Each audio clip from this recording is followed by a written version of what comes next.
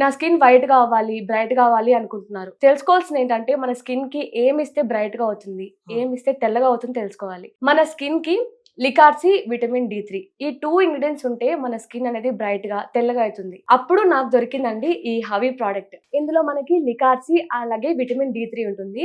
ఇందులో ఎలాంటి కెమికల్స్ ఉండవు. దీని యూసేజ్ కూడా మీకు చాలా అంటే చాలా ఈజీగా ఉంటుందన్నమాట. నేను పర్సనల్ గా యూజ్ చేసి చెప్తున్నాను ఈ విషయం అయితే. ఏ స్కిన్ టోన్ వాళ్ళకి ఎన్ని డేస్ వాడితే ఎప్పుడు రిజల్ట్ చూడొచ్చు?